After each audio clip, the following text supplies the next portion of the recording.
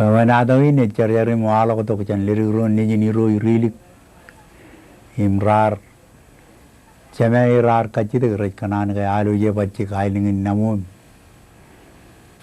ar uwag lirigro ni mar ciligin tagirangan kailingin namu ijome cemai rar kanan werin itawin lale ko ni riudu du yimbab menogo barcet ranan lui emrar magdim mitaka jane be mijinu alu ye riudu lo loya yan rajba lo mijen kayu magit to kodem midangan hanal kamane uyo kavte roijan perpache gianal magit chanalal mitoko pajara lagu pok perpache gi pok tudu pache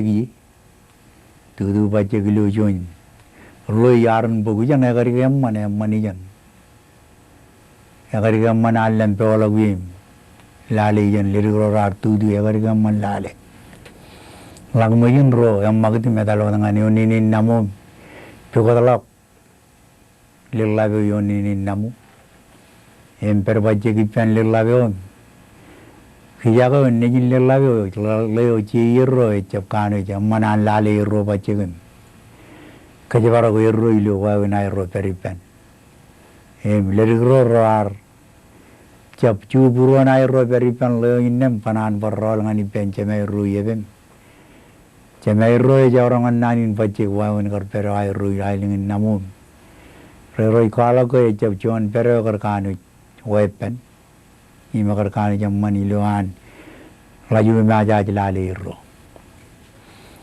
emoi yar jare ro puro ni ro ril ken wa wene ar walang ngal ro ni jinjan ailingin namu ar bai kolman lagu jan pajek ro rilingim lale ta eoya karboen kamane ken kuyewan gen ro ni jin allo jon wa wene kanan kamane ngan ailingin namu ciligin lau yo ni pen kaceng mak kang ailingin namu igen rai ban nao jalamnak ceta ajiri ram lele kacen tain mau ak cetra cem lele komana jojim kala gigin ngan ajiri rane amba ege ar kang namu yang ne mau yone Paran baju ritual lagu air melelem calai kan wawin. Papanado nailenginar kap kaji nailenginar melan uyi. Ngaji pajawa nailenginar kayu ceruto jen cibangir. Iya mau ke takal ailengin namu. Ar jab kang ijo golir ar curi imperi. Loyang na meni gurri kudurin ar jab kangim kamak dengan cirik. Ya karangan. Pajawa ini ilakage, iro irilikar cilikan lagu ikawage. Emane lirigro rar kamane, uyo kapite ruye arjab bagciri matan iloan kokore. Age emangay ucen engin nalalem, moy ningalog jen ningalog. Ningalog ijan ay jadirikan aytuk, eme jadirikan lab kadaan capen. Jen analangan buk, cuman kadaan ome. Eba ana itu, emarungun palen, ayat kalau keciri kijan, lo yang dengan wajah, jangan ayat jangan mau kar mengelok ijan lo. Dalam lo jan pok, ligut pok na ijan iperi impik lo ilu teri, ayo yang ngalok atau mengai jan yang pok mau yang ngalok, lak. Baje bakal yun ini ralagir rituk cani yun ini rabang ko jiba mata ilingin le cejorrenut emoi raga yang longan kijang laju macet emoi kijang betul juda iman namu durut kan pun log jiberga jodak ilil jeben mau imit 요 루염머는 그 이미 마오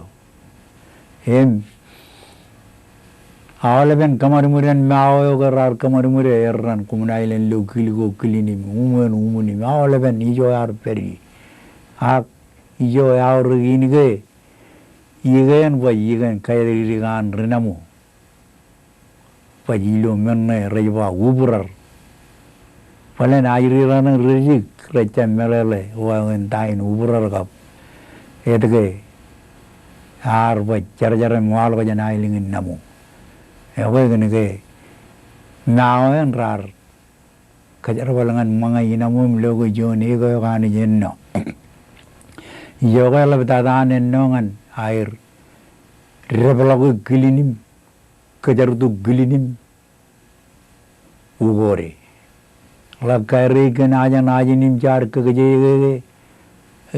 je wa baja deo arem ligmich baja deo kijarin magmagi Emoj, yang ngerej kanau yalingin namu itu glimon keraran beren. Robor konono dan emon jangan emejeboj. Emon kajian airim, cing jaga wada airuj. Kamau lulur jagi kan boy. Emman ren, mangem jalili konjian keraran rar kamanem. Mana nege, ikan ubrar. Jonin baj pawenado. Ejadirikan emman, poi awalnya barang jeranan keteper, igen in kange gen luran ko mukadalo ran ko me, an langam jematan, kabiwam late peren pai loge, jonen igen no ilu ailingin namu, kaidirikan renamu, emprai marangin, mangam najiri hero jeranam, kemije keju jilangan namu gen, an emman. Uberare iganem ugore. Ewe, jonin pamanado, ijalage, egari lap kopan nganar kemirili gajiriran nijir boy, ngaraba jirilan medalangan namuran, kajidek cibang jan, ajiri robar jadi namu boy, renemu kaciyang lelok, uberaran borin iri jomai, yang pajlo, meolawinan ennono. Ewe, Perconale ning nan kam mulurgum komo pemar mananen rong jage programin janale li lo chadinin raini naj pagatok kamananga najrirana nejir ichen pamana doin ileo jang nanin yagum bar kacalai komuge na chailo rani ne chailo treino dilo chadini Naibar only the John Lilangani nature program in what Ilo Aro in Ivar Teviage, Kapchi dependron. Kumkano Jamol, in Yawe Kumuyale.